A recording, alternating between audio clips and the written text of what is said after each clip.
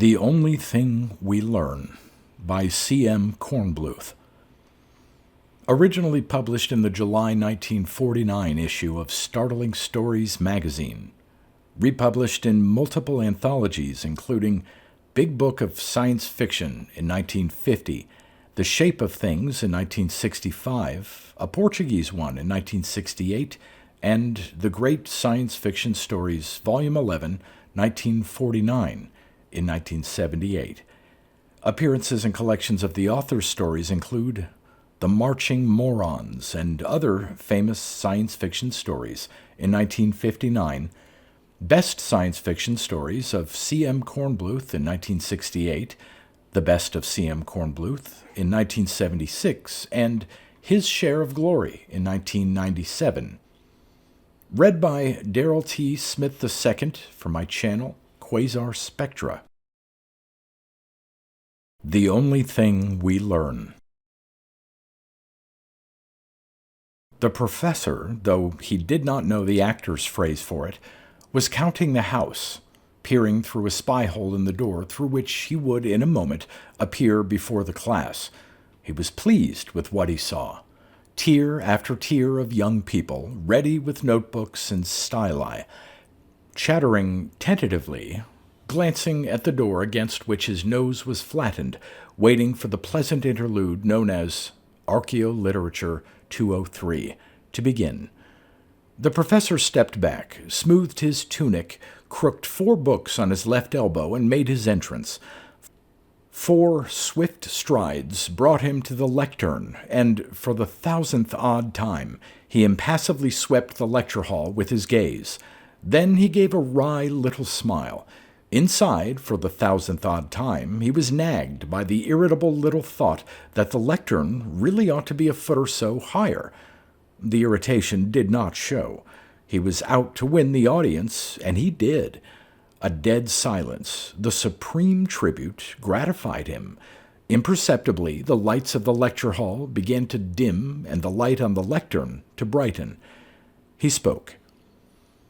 Young gentlemen of the Empire, I ought to warn you that this and the succeeding lectures will be most subversive. There was a little rustle of incomprehension from the audience, but by then the lectern light was strong enough to show the twinkling smile about his eyes that belied his stern mouth, and agreeable chuckles sounded in the gathering darkness of the tiered seats. Glow lights grew bright gradually at the students' tables, and they adjusted their notebooks in the narrow ribbons of illumination. He waited for the small commotion to subside. Subversive, he gave them a link to cling to. Subversive because I shall make every effort to tell both sides of our ancient beginnings with every resource of archaeology and with every clue my diligence has discovered in our epic literature.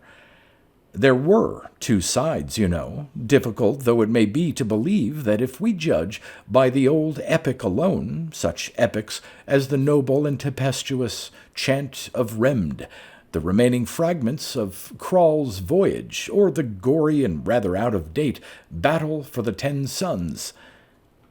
He paused, while styli scribbled across the notebook pages.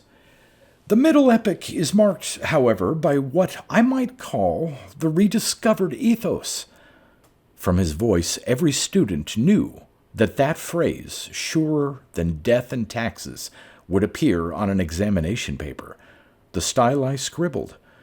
By this, I mean an awakening of fellow feeling with the Home Sons people, which had once been filial loyalty to them when our ancestors were few and pioneers, but which turned into contempt when their numbers grew.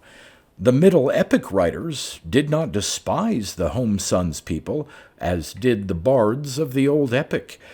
Perhaps this was because they did not have to, since their long war against the Home Sons was drawing to a victorious close. Of the New Epic, I shall have little to say. It was a literary fad, a pose, and a silly one, written within historic times. The some 20 pseudo-epics now moulder in their cylinders where they belong. Our ripening civilization could not, with integrity, work in the epic form, and the artistic failures produced so indicate. Our genius turned to the lyric and to the unabashedly romantic novel. So much for the moment of literature. What contribution, you must wonder, have archaeological studies to make in an investigation of the wars from which our ancestry emerged?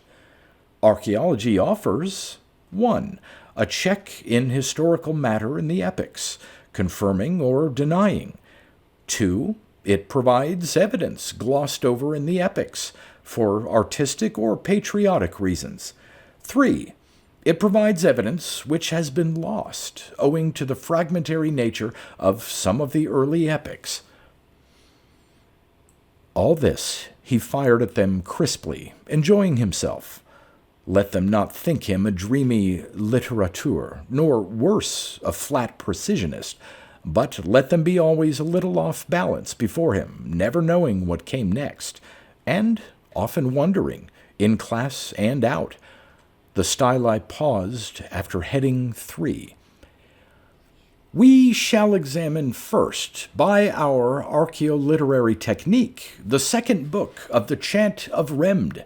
As the selected youth of the empire, you know much about it, of course, much that is false, some that is true, and a great deal that is irrelevant. You know that Book 1 hurls us into the middle of things, aboard ship with Algan and his great captain Remd, on their way from the Triumph over a home sun's stronghold, the planet Tels. We watch Remd on his diversionary action that splits the Ten Suns fleet into 2 halves. But before we see the destruction of those halves by the horde of Algan, we are told in Book 2 of the battle for Tels. He opened one of his books on the lectern, swept the amphitheater again, and read sonorously. Then battle broke, and high the blinding blast, sight-searing, leaped, while folk in fear below cowered in caverns, from the wrath of Remd, or, in less sumptuous language, one fission bomb, or a stick of time-on target bombs was dropped. An unprepared and disorganized populace did not take the standard measure of dispersing, but huddled foolishly to await Algan's gunfighters and the death they brought. One of the things you believe, because you have seen them in notes to elementary school editions of Remd, is that Tels was the 4th planet of the star Sol. Archaeology denies it by establishing that the 4th planet, actually called Mars, by the way, was in those days weather-roofed, at least, and possibly atmosphere-roofed as well. As potential warriors, you know that one does not waste fissionable material on a roof, and there is no mention of chemical explosives being used to crack the roof. Mars, therefore, was not the locale of Remd, Book 2. Which planet was? The answer to that has been established by X-radar, differential decay analyses, video coring, and every other resource of those scientists still quaintly called diggers. We know and can prove that Tels was the 3rd planet of Sol. So much for the opening of the attack.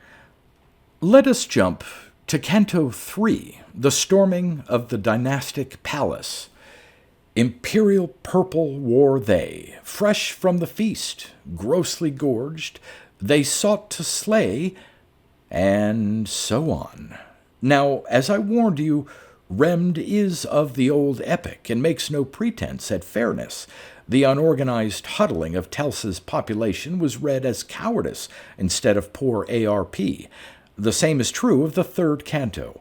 Video cores show on the site of the palace a hecatomb of dead in once purple livery, but also shows impartially that they were not particularly gorged and that digestion of their last meals had been well advanced.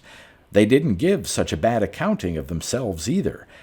I hesitate to guess, but perhaps they accounted for one of our ancestors apiece and were simply outnumbered.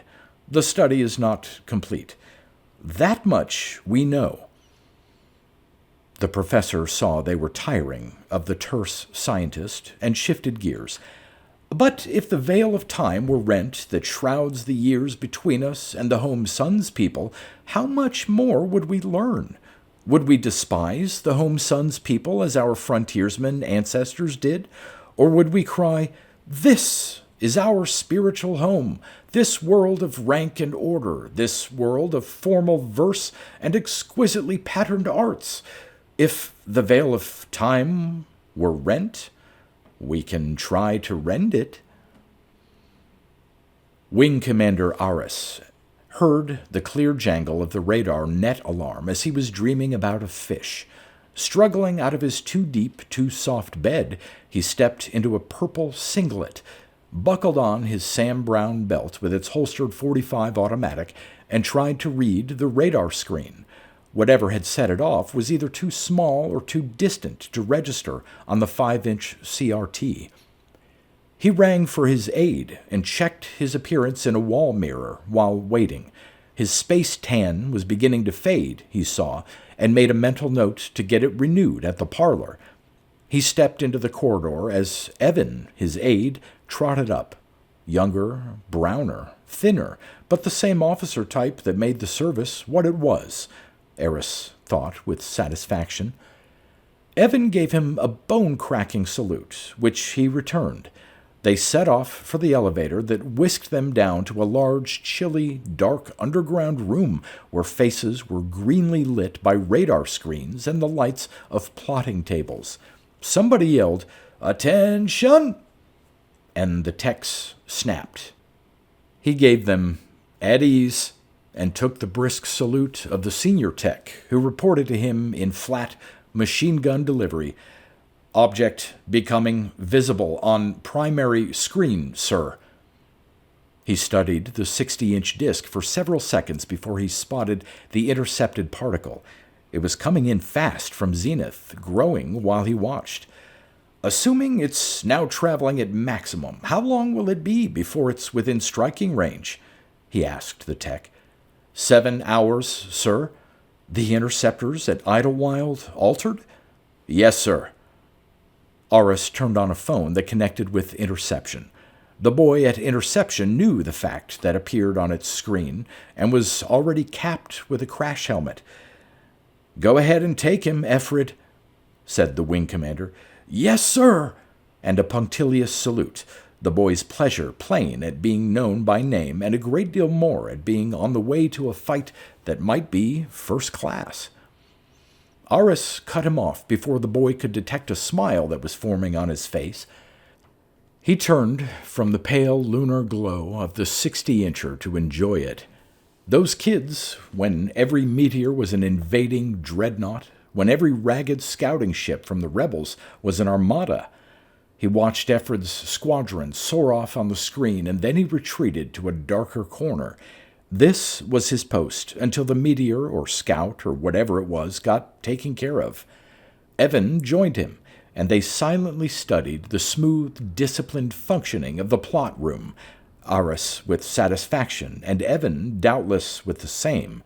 The aide broke silence, asking, "Do you suppose it's a frontier ship, sir?" He caught the wing commander's look and hastily corrected himself. "I mean, rebel ship, sir, of course." "Then you should have said so. Is that what the junior officers generally call those scoundrels?" Evan conscientiously cast his mind back over the last few junior messes and reported unhappily, "I'm afraid we do, sir. We seem to have got into the habit." "I shall write a memorandum about it. How do you account for that very peculiar habit?" "Well, sir, they do have something like a fleet, and they did take over the Regulus cluster, didn't they?" What had got into this incredible fellow? Aris wondered in amazement. Why, the thing was self-evident. They had a few ships. Accounts differed as to how many, and they had, doubtless by raw sedition, taken over some systems temporarily. He turned from his aide, who sensibly became interested in a screen, and left with a murmured excuse to study it very closely. The brigands had certainly knocked together some ramshackle league or other, but The wing commander wondered briefly if it could last, shut the horrid thought from his head, and set himself to composing mentally a stiff memorandum that would be posted in the junior officers' mess and put an end to this absurd talk. His eyes wandered to the 60-incher, where he saw the interceptor squadron climbing nicely toward the particle, which he noticed had become 3 particles. A low crooning distracted him. Was one of the techs singing at work? It couldn't be. It wasn't. An unsteady shape wandered up in the darkness, murmuring a song and exhaling alcohol. He recognized the chief archivist, Glenn. "This is service country, mister," he told Glenn. "Hello, Aris," the round little civilian said, peering at him. "I come down here regularly against regulations, to wear off my regular irregularities with the wine bottle. That's all right, isn't it?" He was drunk and argumentative. Aris felt hemmed in. Glenn couldn't be talked into leaving without loss of dignity to the wing commander, and he couldn't be chucked out because he was writing a biography of the Chamberlain and could, for the time being, have any head in the palace for the asking. Aris sat down unhappily, and Glenn plumped down beside him. The little man asked him, "Is that a fleet from the Frontier League?" He pointed to the big screen. Aris didn't look at his face, but felt that Glenn was grinning maliciously. "I know of no organization called the Frontier League," Aris said. "If you are referring to the brigands who have recently been operating in Galactic East, you could at least call them by their proper names." Really? He thought. Civilians. "So sorry, but the brigands should have the Regulus cluster by now, shouldn't they?" he asked insinuatingly. This was serious, a grave breach of security. Aris turned to the little man. "Mister, I have no authority to command you," he said measuredly. "Furthermore, I understand you are enjoying a temporary eminence in the non-service world, which would make it very difficult for me to, tangle with you. I shall therefore refer only to your altruism. How did you find out about the Regulus cluster?" "Eloquent," murmured the little man, smiling happily. "I got it from Rome." Aris searched his memory. "You mean Squadron Commander Romo broke security? I can't believe it." "No, Commander, I mean Rome, a place, a time, a civilization. I got it also from Babylon, Assyria, the Mogul Raj, every one of them. You don't understand me, of course." "I understand that you're trifling with service security and that you're a fat little malevolent, worthless drone and scribbler." "Oh, Commander," protested the archivist, "I'm not so little." He wandered away, chuckling. Aris wished he had the shooting of him and tried to explore the chain of secrecy for a weak link. He was tired and bored by this harping on the brigands. His aide tentatively approached him. "Interceptors in striking range, sir," he murmured. "Thank you," said the wing commander, genuinely grateful to be back in the clean, etched-line world of the service and out of that blurred, watercolor civilian land where long-dead Syrians apparently retailed classified matter to nasty little drunken warts who had no business with it. Aris confronted the 60-incher. The particle that had become 3 particles was now, he counted, 18 particles. Big ones, getting bigger. He did not allow himself emotion, but turned to the plot on the interceptor squadron. "Set up lunar relay," he ordered. "Yes, sir." Half the plot room crew bustled silently and efficiently about the delicate job of applied relativistic physics that was lunar relay. He knew that the palace power plant could take it for a few minutes, and he wanted to see. If he could not believe radar pips, he might believe in a video screen. On the great green circle, the 18, now 24, particles neared the 36 smaller particles that were interceptors, led by the eager young Efrid. "Testing lunar relay, sir," said the chief tech. The wing commander turned to a 12-inch screen. Unobtrusively, behind him, techs jockeyed for position. The picture on the screen was something to see. The chief let mercury fill a thick-walled ceramic tank. There was a sputtering, and contact was made. "Well done," said Aris. "Perfect seeing." He saw upper left a globe of ships. What ships! Some were service jobs with extra turrets plastered on them wherever there was room. Some were orthodox freighters with the same porcupine bristle of weapons. Some were obviously homemade crates, hideously ugly and as heavily armed as the others. Next to him, Aris heard his aide murmur, "It's all wrong, sir. They haven't got any pickup boats. They haven't got any hospital ships. What happens when one of them gets shot up?" "Just what ought to happen, Evan," snapped the wing commander. "They float in space until they desiccate in their suits. Or if they get grappled inboard with a boat hook, they don't get any medical care. As I told you, they're brigands, without decency even to care of their own." He enlarged on the theme. "Their morale must be insignificant compared with our men's. When the service goes into action, every rating and tech knows he'll be cared for if he's hurt. Why, if we didn't have pickup boats and hospital ships, the men wouldn't—" He almost finished it with "fight," but thought, and lamely ended, "wouldn't like it." Evan nodded, wonderingly, and crowded his chief a little as he craned his neck for a look at the screen. "Get the hell away from here," said the wing commander in a restrained yell, and Evan got. The interceptor squadron swam into the field, a sleek, deadly needle of vessels in perfect alignment, with its little cloud of pickups trailing, and farther astern a white hospital ship with the ancient Red Cross. The contact was immediate and shocking. One of the rebel ships lumbered into the path of the interceptors, spraying fire from what seemed to be as many points as a man has pores. The service ships promptly riddled it, and it should have drifted away, but it didn't. It kept on fighting.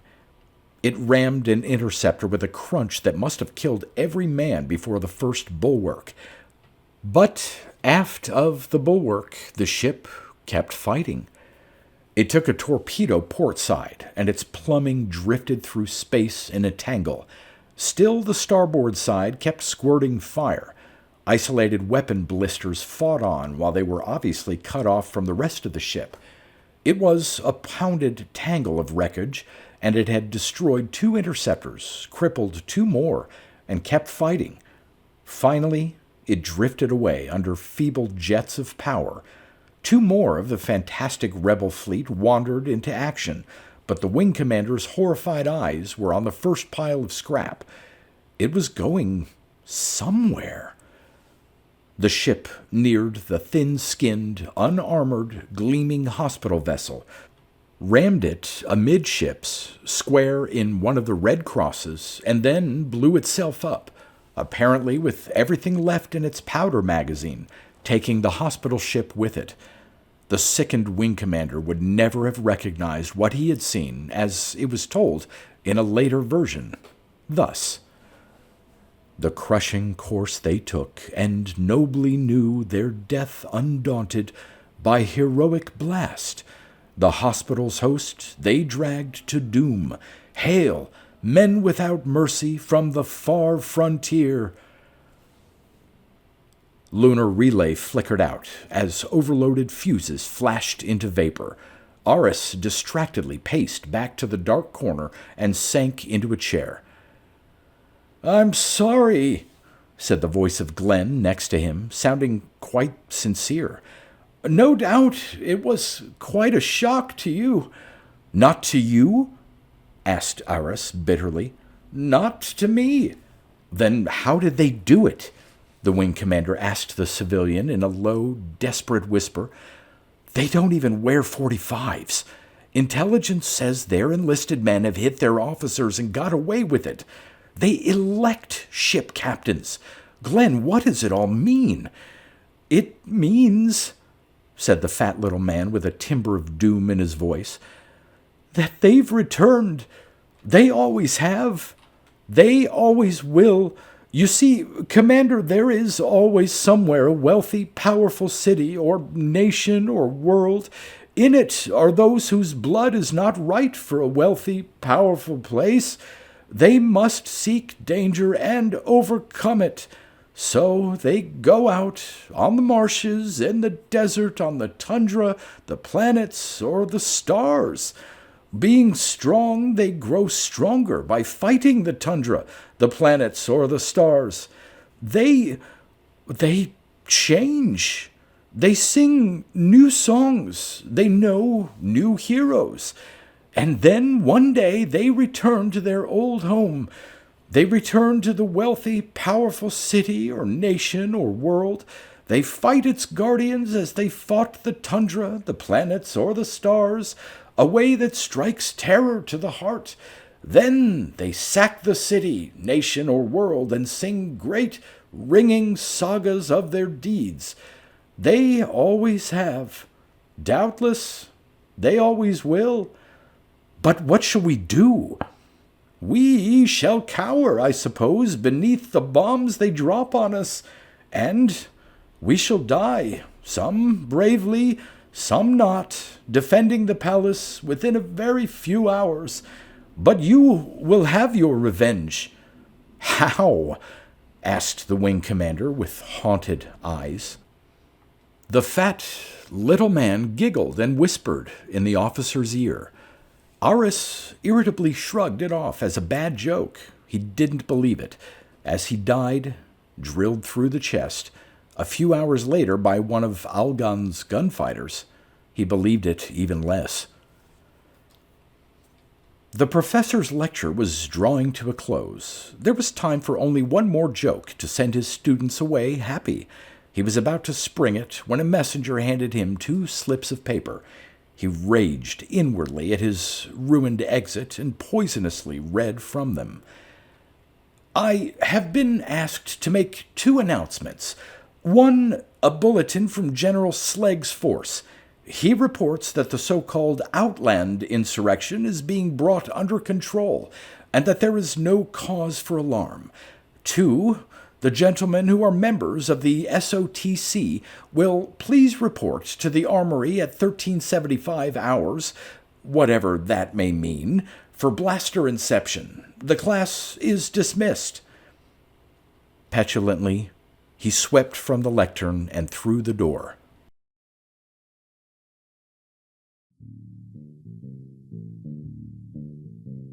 You've been listening to pre-1990s speculative fiction readings with a highlight on science fiction by Darrell T. Smith II. Please consider clicking the donation link in the description box. Thank you so much for your time and your imagination.